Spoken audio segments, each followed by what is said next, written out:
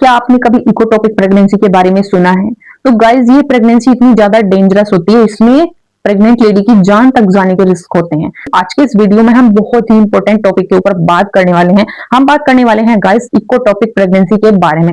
अगर आपने इसके बारे में पहले कहीं सुना है तो ठीक है, बट अगर नहीं सुना है तो आप इस वीडियो को स्किप करने की गलती बिल्कुल मत करना, बिकॉज कई बार महिलाएं धोखा खा जाती हैं, इस प्रेगनेंसी को नॉर्मल प्रेगनेंसी समझ लेती हैं और इसका नतीजा क्या होता है वो अपनी जान से हाथ धो बैठती हैं। तो इसलिए इस वीडियो को लास्ट तक जरूर वॉच करना। सारे सिम्टम्स में आज आपको इकोटॉपिक प्रेगनेंसी के बताने वाली हूँ और इससे किस तरह से आपको बचना है ये चीज भी बताने वाली हूँ।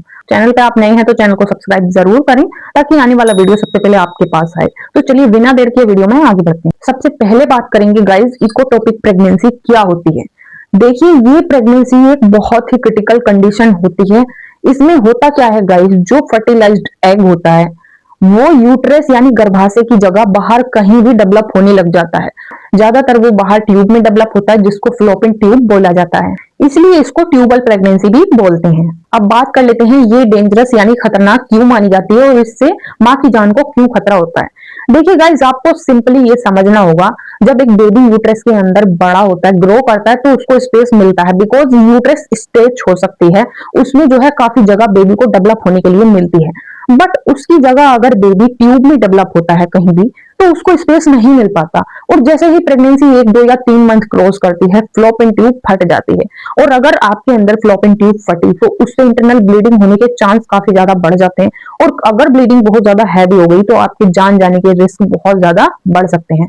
इसलिए इकोटॉपिक प्रेगनेंसी को बहुत ज्यादा डेंजरस प्रेगनेंसी माना जाता है। इस प्रेगनेंसी को आपको नॉर्मल प्रेगनेंसी की तरह समझने की गलती बिल्कुल नहीं करनी है, बिकॉज इसके सिम्टम्स थोड़े थोड़े ही चेंज होते हैं, बाकी सिम्टम्स इसके सेम ही होते हैं, बट हल्की चीज पर थोड़ी चीजें होती हैं जिसमें आपको पहचानना होता है। सबसे पहले बात करेंगे गाइस इकोटॉपिक प्रेगनेंसी के लक्षण के बारे में, यानी कि वो कौन से सिम्टम्स हैं जिससे आप पहचान सकते हैं कि आपको इकोटॉपिक प्रेगनेंसी है या फिर नॉर्मल प्रेगनेंसी है। देखिए गाइस इसमें नंबर 1 पे अगर आपके पेट की एक साइड में बहुत ज्यादा पेन हो रहा है, पेन बहुत ज्यादा है, लिमिट से बाहर हो रहा है, तो आपको समझ लेना है कि इकोटॉपिक प्रेगनेंसी साइन है। सेकंड, अगर आपको पीरियड से अदर आपको ब्लीडिंग या स्पॉटिंग हो रही है, कभी भी देखने को मिल रही है, तो ये भी एक इकोटॉपिक प्रेगनेंसी साइन होता है।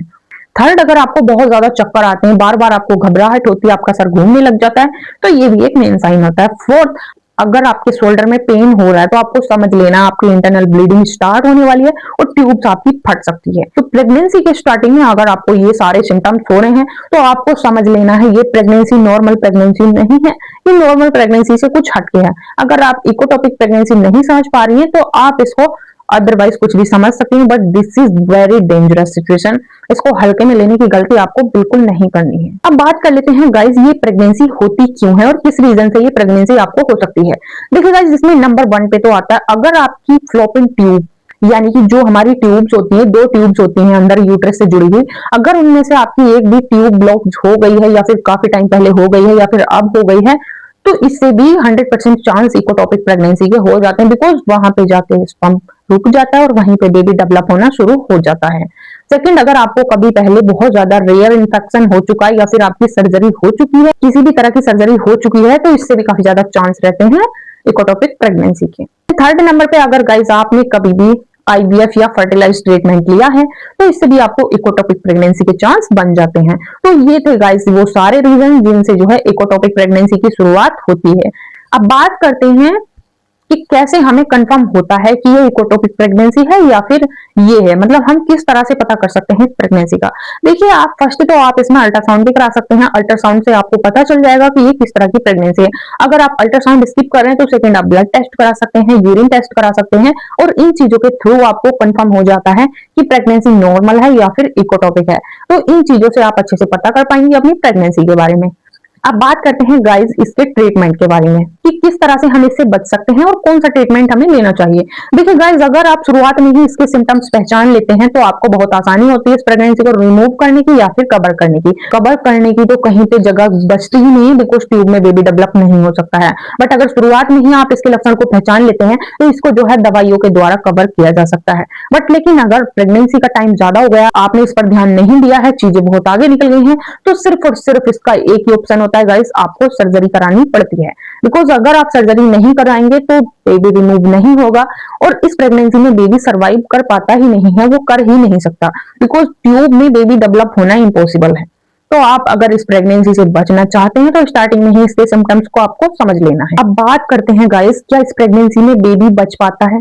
तो गाइस देखिए, बहुत ही दुर्भाग्यपूर्ण ये बात मैं बोल रही हूँ, इस प्रेगनेंसी में बेबी सरवाइव नहीं कर पाता। अगर आपकी प्रेगनेंसी का टाइम ज्यादा भी हो गया है तो भी आप बच्चे को नहीं बचा सकते हैं, बेबी का बचना नामुमकिन होता है, बिकॉज ट्यूब में बेबी डेवलप होना दिस इज इम्पॉसिबल। तो इसमें जो है बेबी के बचने के चांस बहुत ही कम होते हैं, कम क्या एकदम जीरो होते हैं। तो इसमें बेबी की आस आपको नहीं लगानी है अगर आपको इक्टोपिक प्रेगनेंसी है तो। अब मैं बता दूं आपके लिए कि इसमें माँ के लिए क्या खतरा होता है। देखिए, अगर आप टाइम पे ट्रीटमेंट नहीं लेते हैं तो इससे जो है ब्लीडिंग के चांस बहुत ज्यादा हो जाते हैं। ट्यूब अगर बाई चांस अंदर फट जाती है, आप जो है इलाज में देरी कर देते हैं, तो उससे क्या होता है, ट्यूब फटेगी, अंदर ब्लीडिंग होगी और जिससे जो है महिला की डेथ तक हो सकती है। काफी ज्यादा केसेस में देखा गया है, जिन लोगों ने बहुत ज्यादा देरी की है इस प्रेगनेंसी में, उनकी कई बार जो है कई लोगों की डेथ हो चुकी है। तो इसमें आपको बिल्कुल भी लापरवाही करने की जरूरत नहीं है, बिकॉज लापरवाही करते हैं तो आप अपनी जान से हाथ धो बैठ आप अपनी जान से हाथ धो सकते हैं। तो इसलिए इस प्रेगनेंसी में लक्षण को पहचानना बहुत ज्यादा जरूरी होता है, बिकॉज टाइम पे ट्रीटमेंट मिलना उससे भी ज्यादा जरूरी है। तो गाइस, अगर आपको ये जानकारी हेल्पफुल लगी हो तो इस वीडियो को हर एक प्रेग्नेंट लेडी तक जरूर पहुंचाना, बिकॉज पता नहीं होता गाइस किसके साथ क्या हो जाए। वीडियो को शेयर जरूर करना, लाइक करना, चैनल को सब्सक्राइब करना और मुझे कमेंट में जरूर बताना आपका प्रेगनेंसी का कौन सा मंथ चल रहा है। मिलते हैं नेक्स्ट वीडियो में, तब तक के लिए थैंक्स फॉर वॉचिंग।